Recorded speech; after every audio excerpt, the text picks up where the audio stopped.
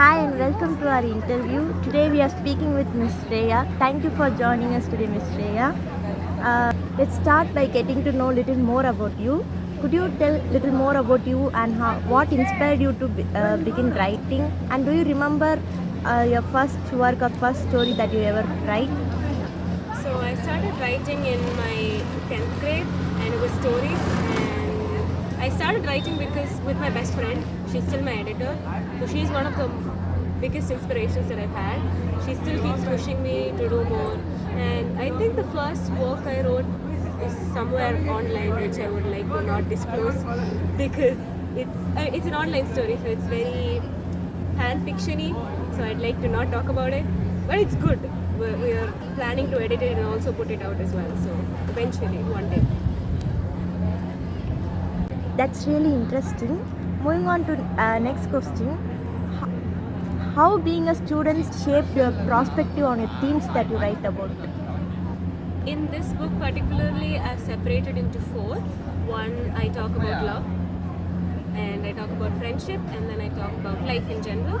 And I have a small collection called Rangi, which is a movie, and I got really inspired by it. Being a student, I think almost everybody that I've written about, I usually write very personal poetry.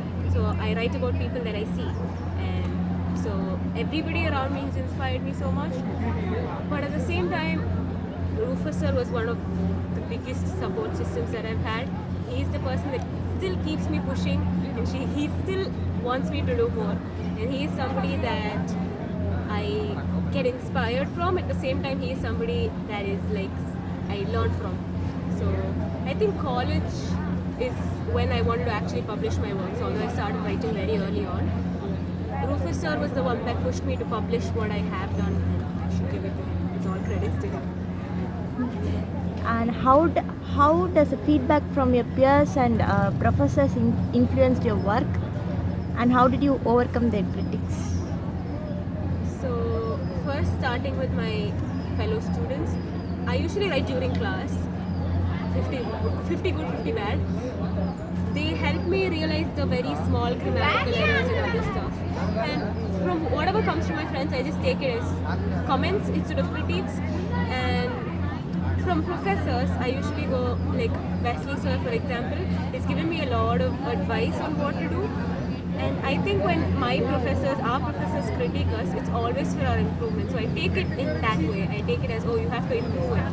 So if I take it that way, I don't look at it as criticism. And one person, before this, I'd given it to like 2 publishers.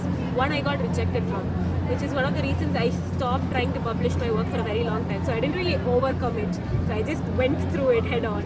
And the second person that I gave it to after a very long time told me there was not enough work, as in they wanted more works.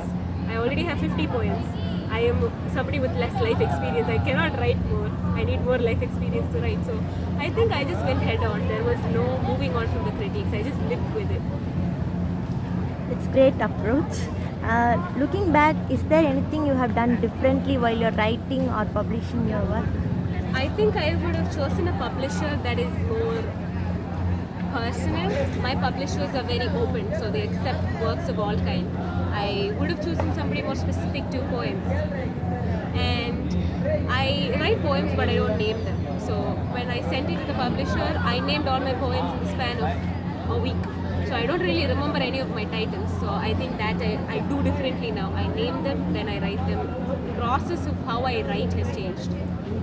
That might be relatable to many authors. Did you face any rejection and how did you manage to overcome that? Like I said, rejection, unfortunately, you just have to deal with it. There is no overcoming rejection. You just have to understand that not a lot of publishers or people that you go to are not used to the kind of work that you do.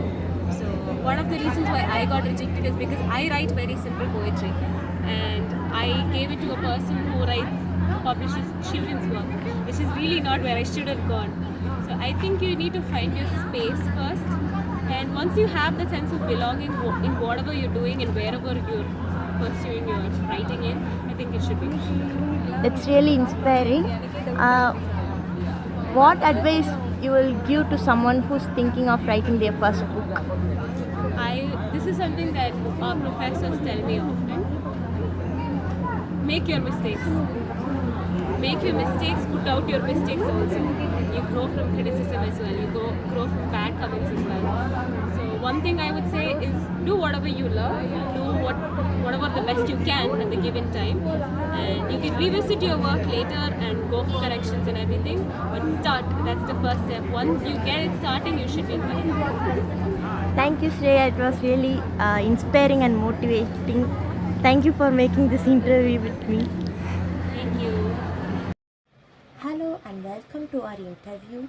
Today we are speaking with Ms. Lekha, a talented writer who has kindly agreed to share their journey and experience with us.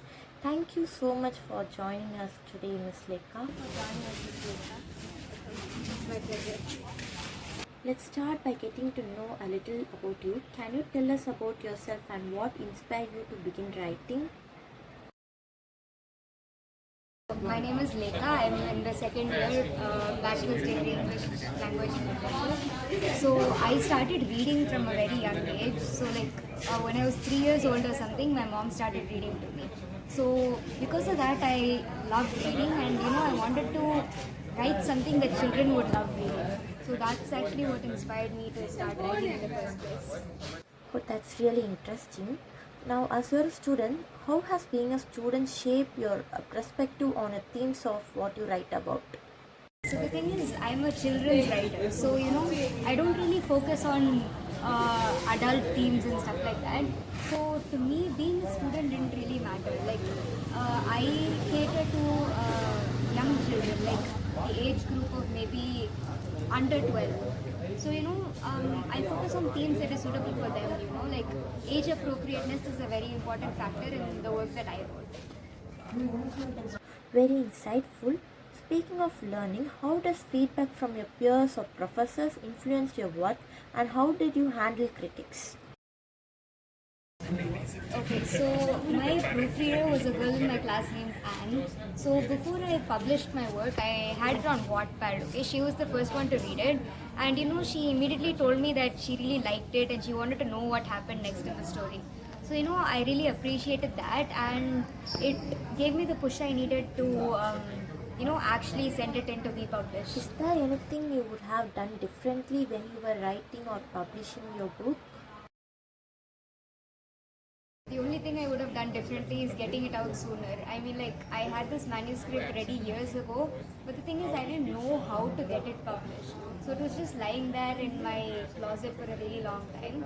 So the only thing I would have done differently is, since it was ready, I would have wanted it to go out into the world earlier.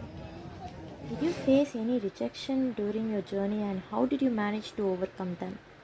Okay, so actually I did. The first publisher who I sent it to, this was in my first year.